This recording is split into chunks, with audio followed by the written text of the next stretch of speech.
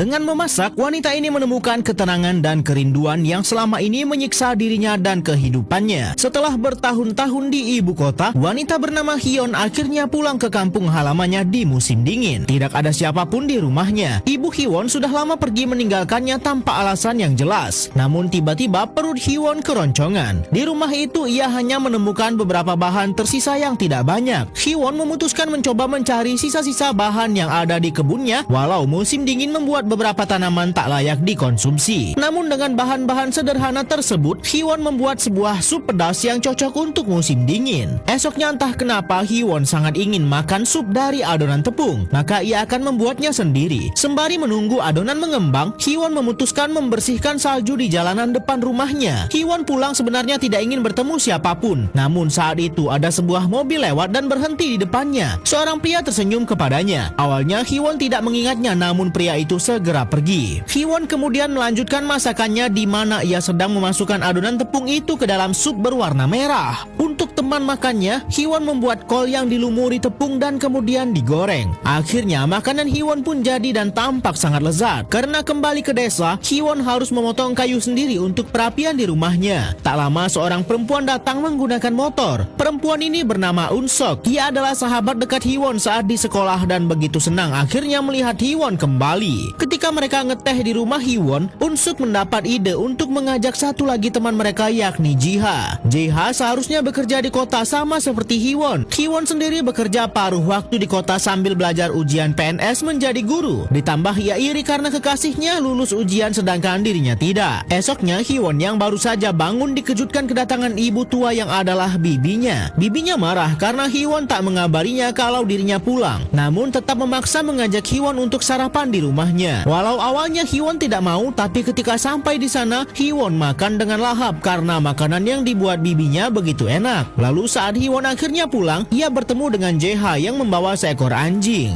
Jeha memberikan anjing itu kepada Hyun agar dirinya tak kesepian. Hyun awalnya sempat ragu karena dirinya sebentar lagi akan kembali ke kota. Hyun masih bingung membalas chat dari kekasihnya yang mencarinya karena tiba-tiba menghilang. Namun Hyun memutuskan menunda mengabarinya dan akhirnya bermain dengan teman barunya. Kembali ke masa sekolah, Hyun yang baru saja pulang sekolah dari ujian masuk perguruan tinggi dikagetkan karena rumahnya begitu sunyi. Ia memanggil ibunya tapi ibunya menghilang. Sampai malam Hyun menunggu dengan harapan mendapat kabar dari ibunya. Sampai akhirnya bibi Hyun datang dan marah-marah karena teganya ibu Hyun meninggalkan anaknya seorang diri padahal Hyun belum lagi masuk kuliah. Hyun yang mencari-cari sesuatu di dapur akhirnya menemukan surat peninggalan ibunya terselip. Namun Hyun belum menemukan apa alasan sebenarnya ibu meninggalkannya. Hyun marah dan sedih, namun ia bertekad tidak akan mencari ibunya. Sampai akhirnya Hyun mendapat surat dari kampus impiannya dan Hyun dinyatakan lulus. Itulah akhirnya Hyun meninggalkan rumah itu. Dengan makanan, wanita ini merasa hidup. Setiap makanan yang ia buat membangkitkan memorinya akan ibunya yang menghilang meninggalkan dirinya. Hari ini Hyun memutuskan akan membuat kue beras dengan menggunakan kacang merah. Untuk pewarna kuenya, ia menggunakan bahan-bahan alami yang ia rebus untuk sarinya dan dia ambil airnya. Sembari Unsuk menyiapkan kukusan, Hyun yang sudah mencampuri tepung berasnya dengan pewarna alami yang ia buat, menyaring tepung tersebut dan ditumpuk disusun seperti kue lapis. Kemudian Hyun mengkukus kue tersebut beberapa menit. Diam-diam ketika kedua gadis ini memasak, mereka memperhatikan Jeha yang sedang sibuk membuat kandang anjing. Unsuk diam-diam naksir kepadanya, namun Hyun malah meledeknya. Lalu akhirnya kue mereka pun jadi dan tampak begitu menggugah selera. Hyun, Jeha dan Unsuk makan bersama. Tiba-tiba Jeha berkata bahwa kue yang dibuat Hyun sama enaknya dengan punya ibunya. Namun rasa kue Hyun agak sedikit ada rasa asin, beda dengan punya ibunya yang rasanya manis. Esoknya ketika Hyun berkeliling tidak sengaja menemukan sebuah kebun di belakang kandang sapi. Ia memetik salah satu tomat dan mencicipinya. Tiba-tiba ada yang berteriak dari belakang, ternyata itu adalah Jeha. Kebun ini ternyata milik orang tuanya. Pulangnya kembali Hyun beraktivitas untuk membelah kayu untuk perapian. Malamnya Hyun akan membuat minuman yang dibuat dari fermentasi beras bernama Makgeolli. Hyun teringat akan ibunya yang selalu membuatkan minuman ini ketika musim dingin yang panjang. Beras yang sudah ditanak Hyun pindahkan ke dalam tabung besar. Kemudian ia akan tinggalkan semalaman sehingga beras itu akan menghasilkan air fermentasi. Hyewon kemudian menyaringnya dan akan memindahkan air perasan dari beras itu ke dalam tabung lain. Tentu saja rasanya begitu lezat ketika disajikan di cuaca yang dingin.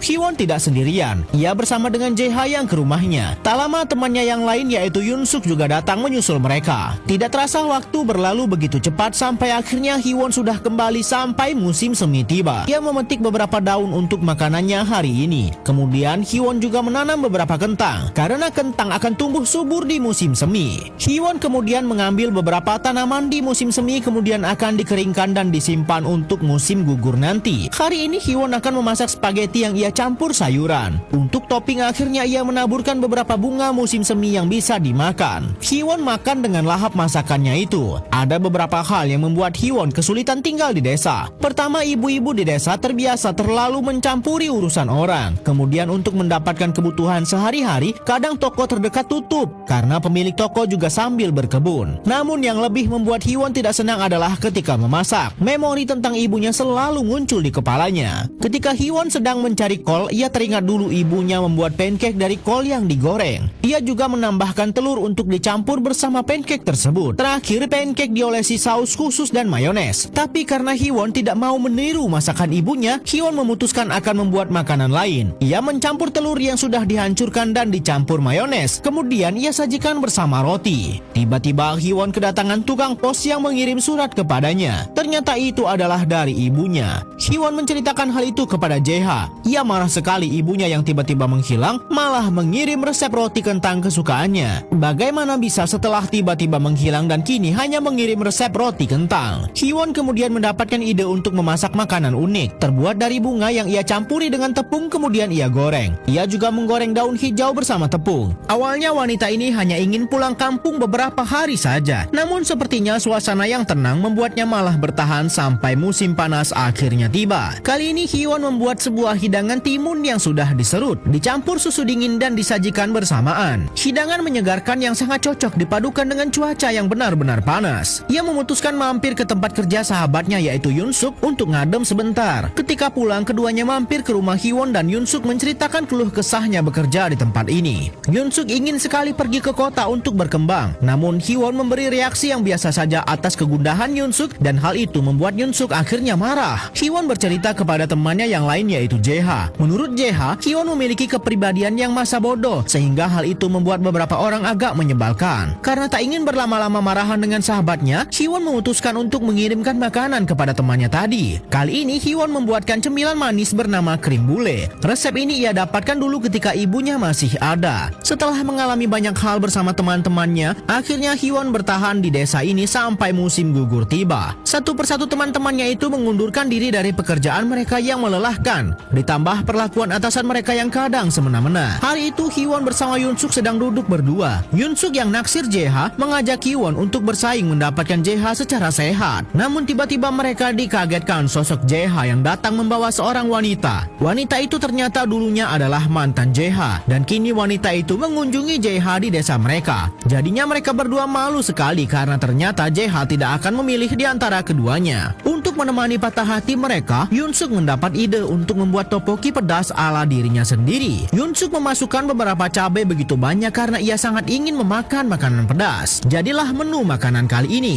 Ketika Jae-ha datang dan melihat teman-temannya sedang diam mematung dan mengira mereka sedang bertengkar, tapi ternyata keduanya sedang kepedasan dengan makanan yang mereka buat. Esoknya di musim gugur biasanya waktunya biji chestnut bisa diperoleh, dan kini Hyewon sedang mengambil beberapa biji itu di hutan. Hyewon akan mengambil manisan dari biji tersebut, di mana ia akan merendam biji itu menggunakan air gula seharian. Esoknya Hyewon memeriksa hidangannya dan memindahkannya ke dalam kuali, kemudian merebus biji-bijian tersebut. Setelah disaring, Hyewon kemudian membersihkan serat-serat yang masih ada di biji tersebut. Lalu Hyewon akan merebusnya kembali menggunakan tambahan gula. Hyewon membuat kacang manis yang dimakan untuk beberapa hari ke depan. Tentu rasanya begitu enak karena ia membuatnya sendiri. Malam itu hujan turun begitu lebat sampai-sampai Hyewon terbangun dan memindahkan anjingnya yang ketakutan. Esoknya ia bersama bibinya memeriksa sawah mereka yang hancur lebur akibat badai semalam. Hyewon membantu bibinya mengangkat padi-padi mereka yang masih bisa diselamatkan. Kemudian Hyewon pergi mengunjungi kebun Jae-ha yang semalam berantakan akibat badai juga. Namun Jae-ha merasa baik-baik saja karena menurutnya ini adalah resiko dari pekerjaan yang kini ia ambil. Pulangnya Hyewon memutuskan mengambil buah buah kesemek, sebentar lagi musim dingin akan tiba dan Hyewon akan mengawetkan buah-buahan itu sampai musim dingin datang. Kini setelah hampir setahun tinggal di desa, Hyewon akhirnya memahami kenapa ibunya meninggalkannya untuk mencari jati dirinya yang selama ini hilang karena menikah dan cepat punya anak. Hyewon akhirnya memutuskan akan kembali ke kota dengan meninggalkan surat di rumahnya. Sampai esoknya Jae-ha datang, ia mendapatkan surat yang ditinggalkan Hyewon. Yoon-suk marah sekali, bisa-bisanya Hyewon pergi tanpa memberi kabar kepada mereka. Namun menurut Jae-ha sepertinya Hyewon akan kembali lagi ke sini. Dan benar saja, ketika musim semi kembali tahun depan, Hyewon dengan bersemangat kembali ke kampung halamannya. Kali ini ia memanen bawang yang kemarin ia tinggalkan dan membuat sebuah hidangan menggunakan bawang yang baru ia panen. Hidangan sederhana untuk merayakan kembalinya Hyewon ke rumahnya ini. Kemudian Hyewon pergi berkeliling menggunakan sepedanya ke arah desa dan ketika ia kembali, ia melihat anjingnya sedang menggonggong. Hyewon tahu ada seseorang yang sudah lama ia nantikan akhirnya kembali ke rumahnya.